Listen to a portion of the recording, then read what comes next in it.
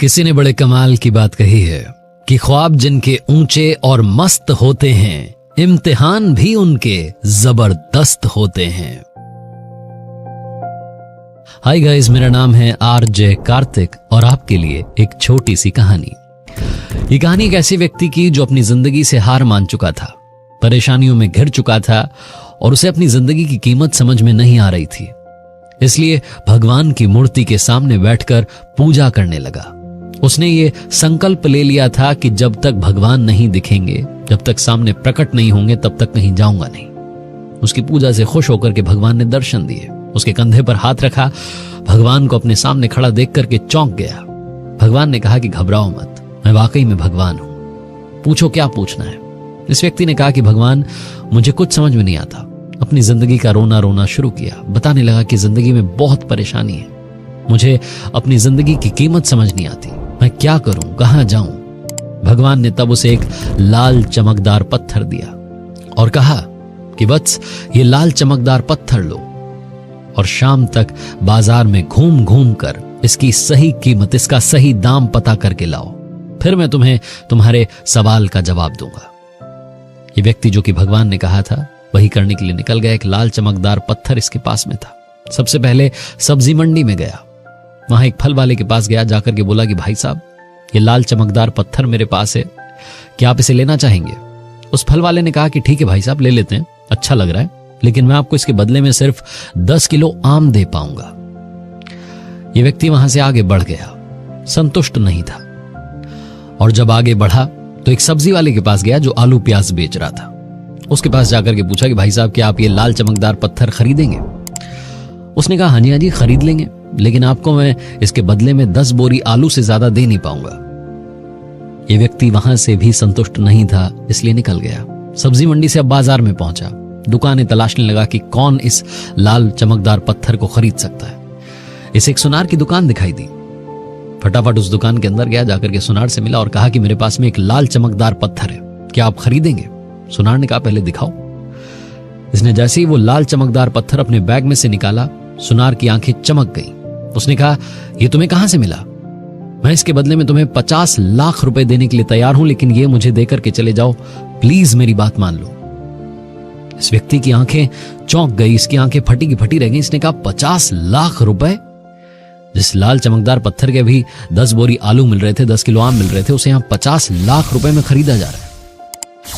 ये चुपचाप वहां से उठा, घबराया हुआ था, बाहर निकलने लगा। उस सुनार को लगा कि शायद बात बन नहीं पा रही है, पैसे कम बोले। सुनार ने कहा, अरे रुको, चलो ठीक है, आपकी ना मेरी, 1 करोड़ रुपए देने के लिए तैयार हूं, लेकिन उससे ज्यादा नहीं दे पाऊंगा। इस व्यक्ति ने कहा, अरे नहीं भाई साहब, मुझे बेचना थोड़ना है, मैं तो बस दाम पता कर रहा हूं। जहां इसने बोला, सुनार ने डांट के से भगा दिया। बाजार में बाहर आया तो सोचने लगा कि 1 करोड़ रुपए का ये लाल चमकदार पत्थर, शायद मैं अभी भी सही इंसान के पास नहीं गया। ये अब की बार हीरों के व्यापारी के पास गया, उसे जाकर के लाल चमकदार पत्थर दिखाया। उसने कहा, भाई ये अनमोल रत्न कहां मिल गया?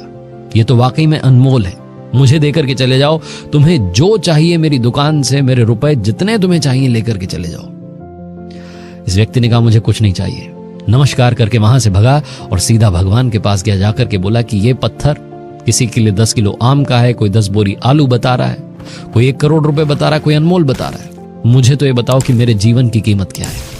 भगवान ने कहा, बेटा यही तो समझाना चाहता था, ये लाल चमकदार पत्थर तेरी जिंदगी है। किसी के लिए 10 किलो आम के बराबर है, कोई 10 बोरी आलू के बराबर समझता है, और कोई तुझे अनमोल समझता है। जिंदगी में सही अवसर का इस्तेमाल कर, उस सही अवसर का इस्तेमाल कर और अपना नाम बना के दिखा। तेरी जिंदगी की कीमत अनमोल है, क्योंकि तुझे ये शरीर मिला है जिससे तू जो चाहे इस दुनिया में कर सकता है। तू सबसे ताकतवर है, और ये शरीर जो तुझे मिला है, इसे मेरी भक्ति में भी लगा, इसे सही काम में लगा, दुआएं कमाने में लगा, तू वाकई में कमाल कर दिखाएगा।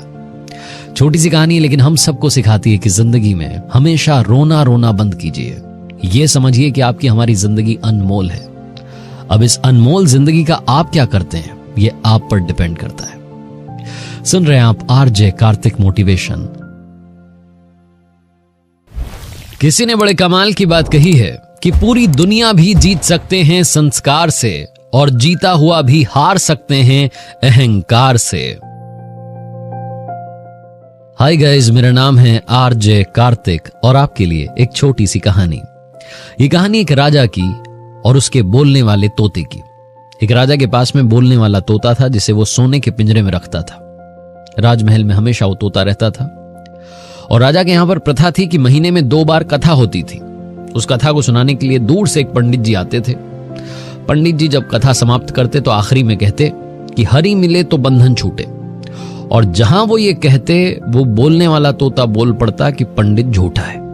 पंडित जी को बड़ा ही एम्बैरेसिंग लगता है कि ये क्या चल रहा है, ये तोता बार बार मुझे झूठा क्यों कह रहा है। 1-2 बार तो उन्होंने इग्नोर कर दिया, नजरअंदाज कर दिया, लेकिन जब ये रोज होने लगा, हर बार होने लगा, हर कथा में होने लगा, तो परेशान हो गए। उन्होंने सोचा कि इसका कोई सोल्यूशन, कोई हल तो ढूंढना पड़ेगा। तो अपने गुरु महाराज के पास गए, जो गुरु जी थे उनको जाकर के बताया कि जब भी मैं कथा करता हूं और आखिरी में कहता हूं कि हरि मिले तो बंधन छूटे, तो तोता कह देता है पंडित झूठा है। गुरु जी ने कहा कि चलते हैं, एक बार बात करते हैं, तोते से दिक्कत क्या है। अब की बार जो कथा थी उसमें पंडित जी के साथ में उनके गुरु जी आए, बड़ी उनकी आवभगत की गई, सत्कार किया गया। कथा शुरू हुई, कथा खत्म हुई और आखिरी में पंडित जी ने कहा कि हरि मिले तो बंधन छूटे। जहां उन्होंने ये लाइन कही वहीं वो बोलने वाला तोता बोल पड़ा कि पंडित झूठा है। पंडित जी के गुरु जी को बड़ा आश्चर्य हुआ।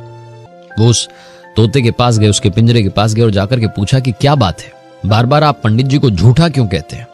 तो उस तोते ने कहा कि गुरु जी प्रणाम, आपको अपनी कहानी सुनाता हूं। मैं जंगल में रहता था, बड़ा खुश था। एक बार उड़ता उड़ता ऋषि महाराज के आश्रम में पहुंच गया। उनके शिष्य मंत्रोच्चारण कर रहे थे, तो उनमें से एक मंत्र मैंने सुनकर के दोहरा दिया। जहां मैं बोला, ऋषि महाराज के शिष्यों ने पकड़ लिया मुझे और कहा कि ये तो बोलने वाला तोता है, अनमोल है। उन्होंने मुझे वहीं आश्रम में एक पिंजरे में कैद कर दिया। लोहे का पिंजरा था, उसी में रहने लगा। मेरा जीवन जंगल की उड़ान से सिमट करके एक पिंजरे में कैद हो गया। एक बार ऋषि महाराज के एक शिष्य थे, सेठ जी, बड़े सेठ जी थे, वो आए आश्रम में। उन्होंने देखा कि महाराज के आश्रम में तो बोलने वाला तोता है। उन्होंने ऋषि महात्मा से निवेदन किया और मुझे अपने साथ ले गए। सेठ जी बड़े पैसे वाले थे, उन्होंने मुझे ले जाकर के चांदी के पिंजरे में रख दिया। एक बार राजा साहब के यहां पर दावत थी, सेठ जी को भी न्योता आया था। उन्हें लगा कि अब भेंट में क्या ले जाया जाए। तो जो सेठ जी थे उन्होंने मेरी तरफ देखा और सोचा कि इससे अनमोल भेंट क्या होगी। वो मुझे लेकर के चले गए राजा साहब की दावत में, मुझे राजा साहब को भेंट कर दिया। रानी साहिबा को बड़ा पसंद आया मैं। रानी साहिबा ने कहा कि ये तो अनमोल है, इसको तो हम अपने पास रखेंगे। मुझे राजमहल में हमेशा के लिए रख लिया गया और मेरा पिंजरा बदल करके चांदी की जगह सोने का कर दिया गया। जब से मैंने वो नाम लिया, मंत्र पढ़ा, तब से मैं रहा पिंजरे में ही। पहले लोहे के, फिर चांदी के, फिर सोने के। अब पंडित जी कहते हैं कि हरि मिले तो बंधन छूटे, तो मुझे कहना पड़ता है कि पंडित झूठा है। तोते ने अपनी कहानी खत्म की। पंडित जी के गुरु जी ने उस तोते के कान में कुछ कहा और चले गए। अगली सुबह जब राजा साहब जगे तो उनके सैनिकों ने उन्हें जगाया, सेवकों ने जगाया और कहा कि महाराज वो तोता मर चुका है। दौड़ करके राजा साहब वहां पहुंचे, पिंजरे में देखा तोता मरा पड़ा था। राजा साहब ने खुद अपने हाथ से उस पिंजरे का दरवाजा खोला और जैसे ही दरवाजा खोला वो तोता फड़फड़ा करके उड़ता चला गया और उड़ते उड़ते बोला, गुरु मिले तो बंधन छूटे। गुरुजी ने कान में उसे तकनीक बताई थी उस पिंजरे से आजाद होने की। छोटी सी कहानी है, लेकिन हमें सिखाती है कि जिंदगी में सही सलाह ही हमें आगे ले जाएगी। याद रखिएगा, जो धनुर्धर अर्जुन था वो भगवान श्री कृष्ण से सलाह लेता था और जो दुर्योधन था वो मामा शकुनी से सलाह लेता था। सही सलाह के साथ कर दिखाओ कुछ ऐसा कि दुनिया करना चाहे आपके जैसा। सुन रहे हैं आप आरजे कार्तिक मोटिवेशन। किसी ने बड़े कमाल की बात कही है कि नाराज ना होना ये सोचकर कि काम मेरा और नाम किसी और का हो रहा है, क्योंकि घी और रुई सदियों से जलते आ रहे हैं और लोग कहते हैं कि दिया जल रहा है। हाय गाइस, मेरा नाम है आरजे कार्तिक और आपके लिए एक छोटी सी कहानी। ये कहानी एक ऐसे लड़के की जिसने स्कूलिंग तक तो सब कुछ ठीक किया, लाइफ में डिसिप्लिन फॉलो किया, पढ़ाई अच्छे से की, स्कूल लाइफ तक सब कुछ सही करता आया, लेकिन जहां उसका एडमिशन कॉलेज में हुआ उसने अपना रूटीन बदल दिया, दोस्तों की संगति बदल दी, जिंदगी में उस रास्ते पर चला गया जिस पर जाने के लिए उसके घर वाले मना करते थे। पार्टी करने लगा, दोस्तों के साथ हैंग आउट करने लगा, घूमने लगा, बाहर रहने लगा। इंजीनियरिंग कॉलेज में उसके घर वालों ने एडमिशन करवाया था, लेकिन इंजीनियरिंग की पढ़ाई छोड़ करके वो सब कुछ करने लगा। उसकी फैमिली मिडिल क्लास फैमिली थी, बड़ी मुश्किल से पैसा जोड़ करके लोन लेकर के उसे पढ़ा रहे थे। उसे काफी बार समझाया कि बेटा आपके लिए घर वाले इतना कष्ट सह रहे हैं, लेकिन उसे समझ में नहीं आ रहा था। उसने कहीं से सुन लिया था कि स्कूल तक तो पढ़ाई करो, कॉलेज में मस्ती करो, तो उसी रास्ते पर चलने लगा। जब पहले सेमेस्टर का रिजल्ट आया तो कुछ सब्जेक्ट्स में फेल हो गया। जब उसका रिजल्ट घर पहुंचा, घर वालों ने डांट लगाई तो थोड़ा सा संभला, थोड़ा सा उसने फोकस अपना फिर से चेंज किया पढ़ाई की तरफ। लेकिन दोस्तों ने कहा कि अरे क्या बुक्स में लगा रहता है। फिर से वही जिंदगी जीने लगा। देर रात तक पार्टी चलती थी, घूमने जाते थे, मूवी देखते थे, ये करते थे, वो करते थे, लेकिन पढ़ाई नहीं करते थे। एक बार ये लड़का अपने कुछ दोस्तों के साथ में एक मॉल में गया था मूवी देखने के लिए। लेट नाइट शो था। 1-2 बजे के लगभग ये फ्री हुए, बाहर निकले मॉल से। उस मॉल से इनका हॉस्टल तकरीबन 8 किलोमीटर दूर था और वहां तक जाने के लिए ना कोई कैब मिल पा रही थी, ना कोई ऑटो मिल रहा था। परेशान हो रहे थे, समझ नहीं पा रहे थे कि इतनी दूर तक कैसे जाएंगे। तभी इन्हें दूर से आता हुआ एक ऑटो दिखाई दिया। उसे रोका और ऑटो वाले से मोल भाव करने लगे कि भैया कितने रुपए।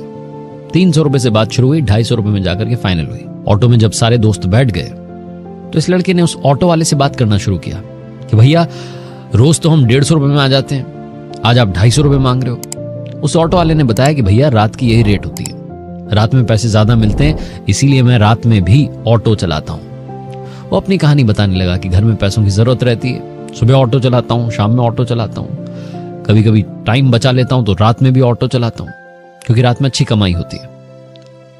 तो इस लड़के ने पूछना शुरू किया कि भैया आपने पढ़ाई क्या की थी। ऑटो वाला बताने लगा कि भैया बनना तो मैं इंजीनियर चाहता था, मेरे घर वालों ने पैसा जोड़ करके मुझे इंजीनियरिंग कॉलेज में भेज दिया था, लेकिन गलत संगति में लग गया, पार्टी करने लगा, घूमने फिरने लगा, पढ़ाई छोड़ करके सारे काम किए, फेल हो गया। घर वाले भी कब तक पैसे जोड़ते, उन्होंने कहा कि अब इंजीनियरिंग छोड़ो और कुछ काम धंधा करने लगो। कुछ आता जाता तो था नहीं, ऑटो चलाना सीख लिया, तब से ऑटो चला रहा हूं। आज भी सोचता हूं कि काश मैं पढ़ लेता तो आज इंजीनियर बन गया होता। ये लड़का जो ऑटो में पीछे बैठा था, इसकी आंखों के सामने इसका भविष्य चमकने लगा।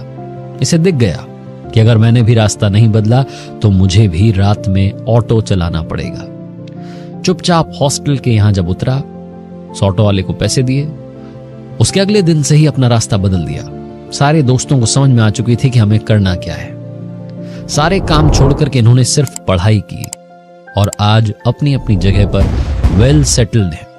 लाइफ में आज भी सोचते हैं कि काश वो ऑटो वाला अगर उस दिन नहीं मिला होता तो हमारा क्या होता। ऊपर वाले का शुक्रिया कि उन्होंने उस ऑटो वाले से हमें मिलवाया और हमें अपना फ्यूचर पहले ही दिखा दिया कि अगर नहीं बदले, नहीं पलटे, उस रास्ते को नहीं छोड़ा तो हमारा भविष्य यही होगा। कहानी बहुत छोटी है लेकिन हमें सिखाती है कि सही समय पर संभल जाना भी बहुत बड़ी समझदारी है, बहुत बड़ी बुद्धिमानी है। अगर आपको लगता है कि आपको रास्ता चेंज करने की जरूरत है तो अभी भी कुछ नहीं बदला है, अभी भी वक्त बाकी है, पिक्चर अभी बाकी है।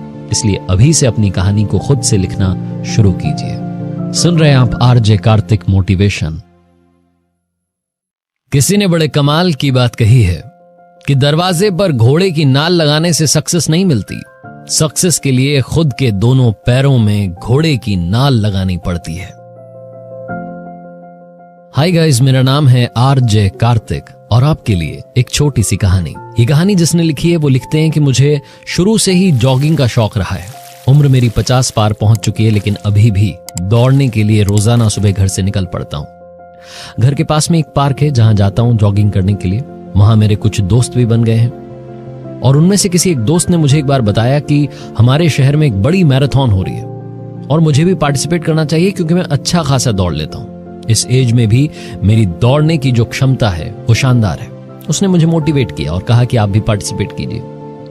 तो मैंने फाइनली पार्टिसिपेट किया हमारे शहर की सबसे बड़ी मैराथन में। संडे का दिन डिसाइड हुआ था। सुबह सुबह तैयार होकर के मैं पहुंच गया मैराथन में पार्टिसिपेट करने के लिए। और जब वहां पहुंचा तो मेरी नजर एक महिला पर टिक गई जो साड़ी में मैराथन में पार्टिसिपेट करने के लिए आई थी और उन्होंने चप्पल भी नहीं पहनी थी। उनकी उम्र तकरीबन 50 के पार ही रही होगी।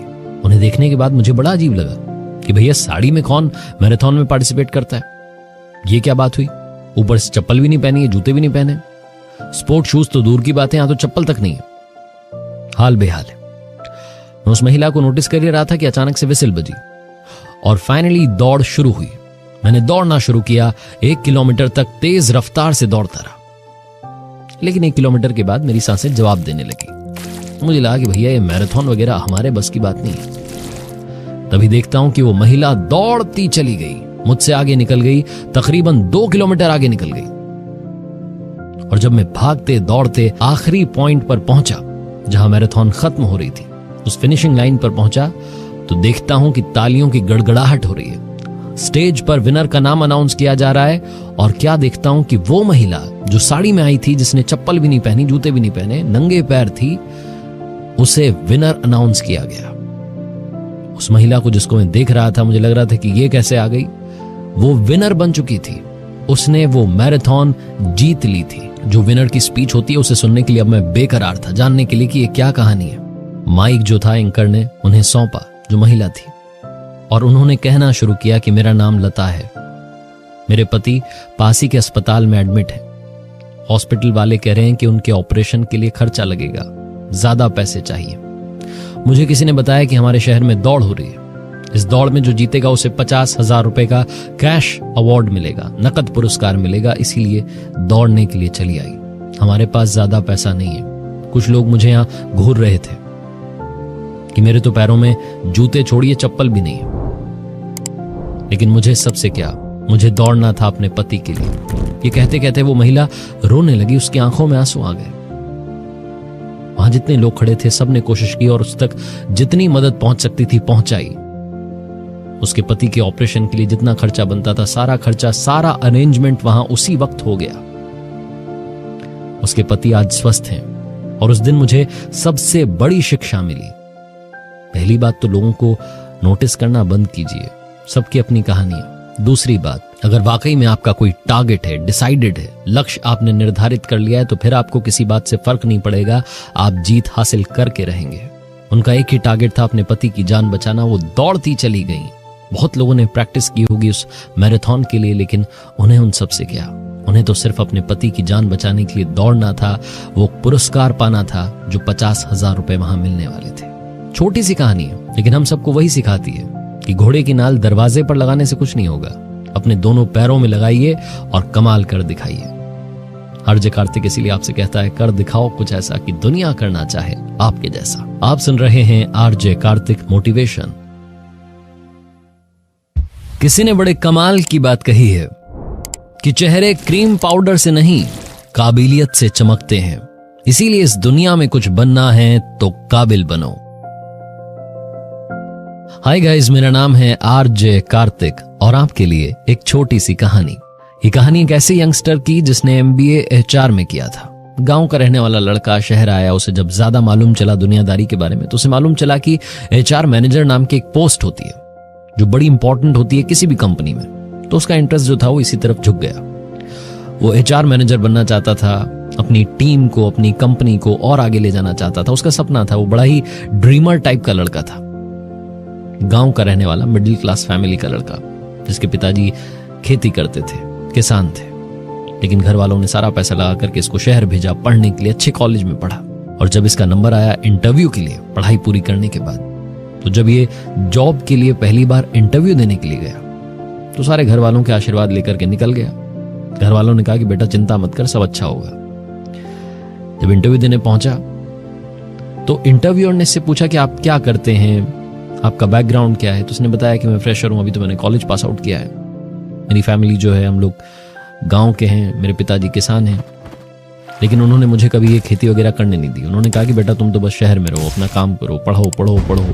मुझे हमेशा इन सब से दूर रखा। मुझे बड़े ही फूलों की तरह पाला है मुझे। मैं अपने घर का सबसे लाडला हूं। वो अपने बारे में बता रहा था। जो इंटरव्यूअर था, जो इंटरव्यू ले रहा था, उसने कहा कि काम कीजिएगा, आपसे मैं कल मिलूंगा। आज एक बार फिर से आप गांव जाइएगा, अपने पापा के हाथ पैर देखिएगा और कल आइएगा, फिर मैं आपसे कुछ सवाल करूंगा। ये लड़का जब वहां जो इंटरव्यूअर था उसके कैबिन से बाहर निकला तो सोचने लगा कि शायद मुझे कल बुलाया, इसका मतलब मेरा सिलेक्शन हो गया। तो शहर से एक मिठाई का डिब्बा लेकर के गांव चला गया। घर पहुंचा, घर वाले बड़े खुश हुए कि क्या बात है भाई, क्या रहा क्या रहा। उसने बता दिया कि मुझे कल बुलाया, आप तो ये सब छोड़ो, मेरा सिलेक्शन हो गया है, पक्का मानो, आप तो मिठाई खाओ। घर वालों को लगा कि चलो भाई, इतने सालों की मेहनत सफल हुई। फिर उस लड़के को याद आया कि पापा सुनो, जो नौकरी देने वाले हैं उन्होंने मुझसे कहा है कि अपने पापा के हाथ पैर देख करके आना। उसके पिताजी अपने हाथों को छुपाने लगे। उन्हें मालूम था कि उनके हाथ पैरों की क्या हालत है। मिट्टी में काम कर करके, खेत में काम कर करके उनके हाथ और पैर इस लायक नहीं रहे थे कि वो दिखा सके। वो छुपा रहे थे अपने हाथों को। लेकिन उस लड़के को तो एक काम करना था। उसे कहा गया था कि आप अपने पिताजी के हाथ पैर देख कर आइएगा। उसने अपने पापा के हाथ देखना शुरू किया। जगह जगह से हाथ कटे हुए थे, कठोर हो चुके थे।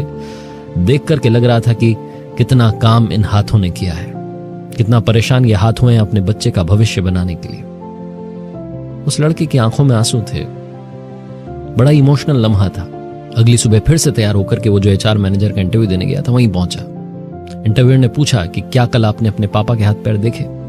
उस लड़के ने कहा हाँ जी, और बहुत ही इमोशनल लम्हा था। मैंने कभी भी अपने पिताजी को इस नजर से नहीं देखा। कल मुझे समझ में आया कि रिश्तों की अहमियत क्या होती है, क्यों उन्होंने मुझे खेती से, मिट्टी से दूर रखा। वो मुझे कुछ और बनाना चाह रहे थे, लेकिन वो खुद लगातार मेहनत करते रहे मेरा भविष्य बनाने के लिए। कल मुझे रिलेशंस क्या होते हैं समझ में आया। उस इंटरव्यूअर ने कहा कि बस मुझे यही क्वालिटी अपने एचआर मैनेजर में चाहिए, जो लोगों को वाकई में समझ सके, उनके दर्द को समझ सके, जो सिर्फ कागजी बनकर ना रह जाए बल्कि रिश्ते समझने वाला एचआर मैनेजर हो।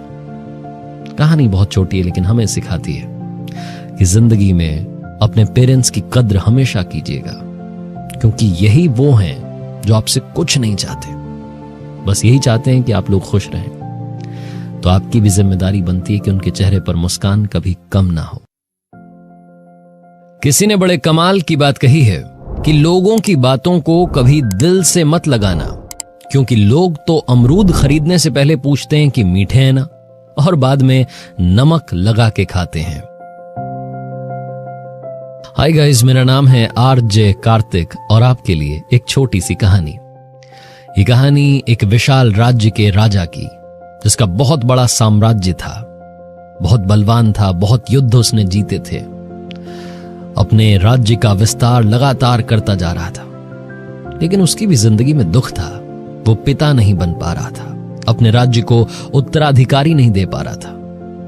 कई हकीमों से इलाज कराया, वैद्यों से इलाज कराया, कई प्रार्थनाएं की, कई हवन किए, तब जाकर के एक बार घर में किलकारी गूंजी। राजा साहब बड़े खुश हुए, इतने खुश हुए कि ऐलान करवा दिया पूरे राज्य में कि आप सभी को कल का निमंत्रण दिया जाता है। कल सवेरे 9 बजे हमारे राजमहल का दरवाजा जनता के लिए खोल दिया जाएगा। आप में से जो भी अंदर आएगा, जिस भी चीज को हाथ लगाएगा, वो चीज उसकी हो जाएगी। जब यह ऐलान हुआ तो बात जो थी वो जंगल में आग की तरह फैल गई। लोगों को अपने कानों पर विश्वास नहीं हुआ कि ऐसा कैसे हो सकता है कि राजा साहब इतने खुश हो गए, कह रहे हैं कि जिस चीज को हाथ लगाओगे तुम्हारी हो जाएगी।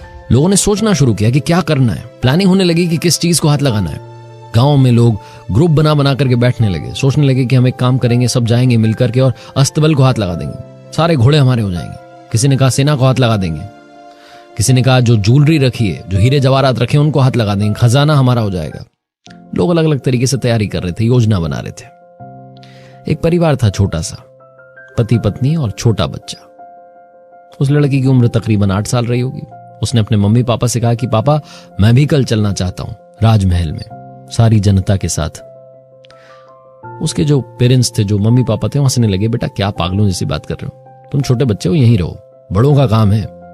उस बच्चे ने जिद की कि नहीं मुझे भी लेकर के चलिएगा। उसके जो मम्मी पापा थे वो भी समझ नहीं पाए कि ठीक है बच्चा जिद कर रहा है, चलो ले चलते हैं। उसकी जिद के आगे नतमस्तक हो गए, उसको भी लेकर के गए। ठीक सवेरे 9 बजे राजमहल का दरवाजा खुला। जनता पहले से काफी संख्या में आ गई थी। लोग अंदर जाने लगे और जिसको जो पसंद आ रहा था उसको हाथ लगा रहा था। कोई हाथी को जाकर के हाथ लगा रहा था, कोई अस्तबल को जाकर के हाथ लगा रहा था। सब अपने अपने काम में बिजी थे। ये छोटा बच्चा कब अपने मम्मी पापा से बिछड़ गया उन्हें मालूम ही नहीं चला। अपने बच्चे को ढूंढने लगे। तभी वो देखते हैं कि छोटा बच्चा दौड़ते दौड़ते दौड़ते ठीक वहां पहुंच गया जहां सिंहासन था और राजा साहब बैठे थे। उस छोटे से बच्चे ने जाकर के राजा को हाथ लगा दिया और जोर से चिल्लाया कि शांत हो जाओ, आज से राजा मेरा और तुम सब मेरे। कहानी बहुत मजेदार है, बहुत छोटी सी है, लेकिन हमें सिखाती है कि लाइफ में हम मांगते रहते हैं, हमेशा ऊपर वाले से कुछ ना कुछ मांगते रहते हैं। आज कुछ मांगा, वो मिल गया, तो कल कुछ मांगा, परसों कुछ मांगा, मांगते चले जाते हैं। लेकिन ये भूल जाते हैं कि क्या हम एक बार उसे भी मांग सकते हैं। जिस दिन आपने उसे मांग लिया, जिसे हम ऊपर वाला कहते हैं, भगवान कहते हैं, ईश्वर कहते हैं, अल्लाह कहते हैं, गॉड कहते हैं, सुपर नेचुरल पावर कहते हैं, जो चाहे आप कहें, लेकिन जिस दिन आपने उसे मांग लिया, उस दिन आपकी लाइफ बदल जाएगी। ऊपर वाले से चीजें मांगना बंद कीजिए, उनका साथ मांग लीजिए। वो कहते हैं ना कि जिसके साथ ऊपर वाला होता है उसका नीचे वाले कुछ नहीं बिगाड़ सकते। सुन रहे हैं आप आरजे कार्तिक को